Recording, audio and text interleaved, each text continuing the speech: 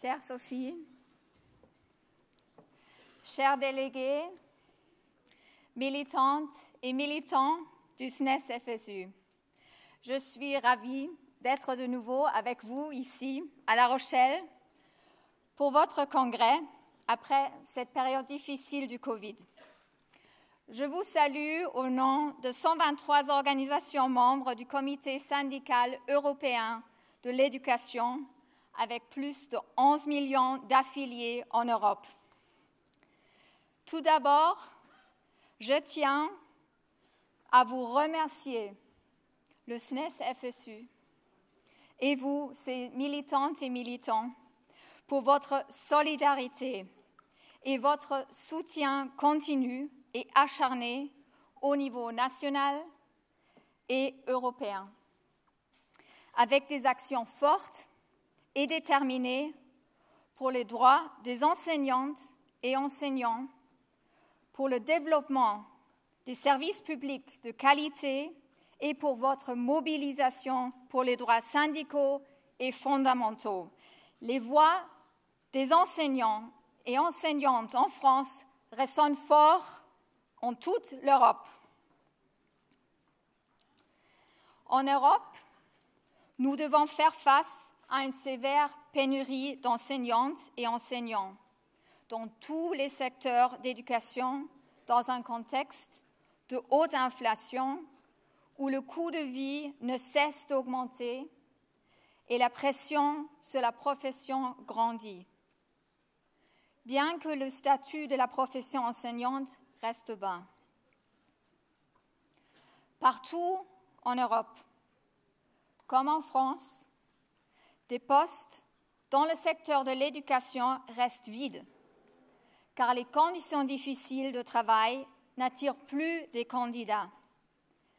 Les collègues expérimentés partent à la retraite et il n'y a pas assez de candidats pour remplir les postes ouverts.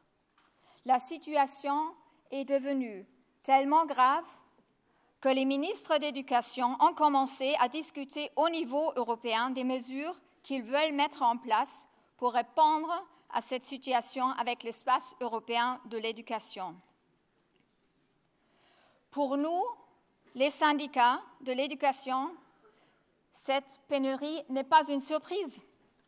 Elle s'annonçait depuis des années, mais les gouvernements ont ignoré les signaux clairs. Nous appelons les gouvernements à changer leur approche. Ce dont les enseignants et enseignantes ont besoin, ce ne sont pas des nouvelles réformes.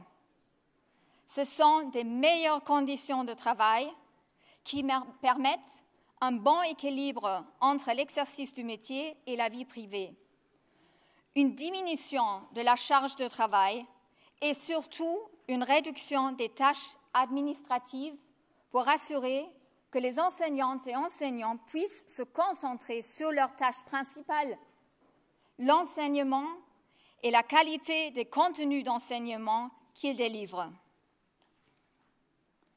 Les coupes budgétaires sont inacceptables. Il faut au contraire investir plus dans l'enseignement public pour faire en sorte que les collègues soient bien rémunérés avec des salaires et des pensions de bon niveau. L'égalité salariale entre hommes et femmes et l'investissement dans l'avenir de cette profession cruciale de l'enseignement secondaire est important avec une formation initiale au niveau master et la formation continue, inclusive et de qualité. En France, comme en Europe, les idéologies et les partis de l'extrême droite gagnent malheureusement de plus en plus de terrain. Ils offrent des solutions simples à des problèmes complexes. Mais en réalité, ils proposent un programme radical et exclusif qui porte gravement atteinte à la démocratie. Dans ce contexte, les enseignants et enseignantes ont un rôle important à jouer lorsqu'ils préparent les élèves à devenir des jeunes capables d'avoir une réflexion critique. Au CSE, nous avons lancé en 2022 une campagne pour augmenter l'attractivité et le statut de la profession enseignante, Make Teaching Attractive. Cette campagne, qui exige la révalorisation du statut de l'ensemble du personnel, se base sur 10 défis clés pour améliorer la profession enseignante partout en Europe.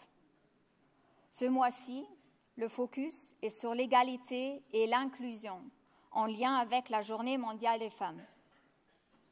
Ce n'est qu'ensemble que nous pouvons façonner l'Europe comme nous le voulons. Une Europe sociale au service des intérêts de toutes et tous. Je vous souhaite un excellent congrès, un travail fructueux en commission, de l'inspiration et belle réussite pour la journée nationale de grève fonction publique de demain. Solidarité.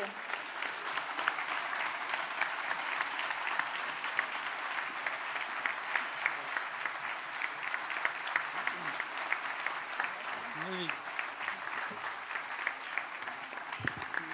Chère Suzanne, merci pour ta présence parmi nous. Nous sommes aussi très honorés de pouvoir te compter parmi nous à l'occasion de cette ouverture de notre congrès. Nous nous étions déjà rencontrés en 2018 au congrès de Rennes, je m'en souviens particulièrement bien, mais c'est l'occasion pour nous de rappeler combien l'investissement du SNES-FSU et de la FSU au niveau européen et au niveau du syndicalisme européen est particulièrement important. Une Europe qui a été construite pour la paix, pour dépasser les frontières, les différences, des enjeux d'éducation, de connaissance de l'autre, très éloignés de cette culture générale qu'on veut nous vendre et qui sera davantage une culture nationale. Nous mesurons que les dimensions internationales, les dimensions européennes sont particulières, notamment sur la question de la défense des services publics, de l'attractivité de nos métiers. Et le SNES et la FSU sont prêts à maintenir, à poursuivre leur engagement.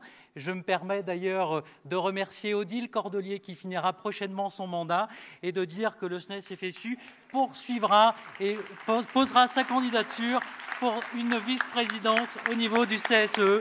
Merci Suzanne en tout cas et rendez-vous au prochain congrès.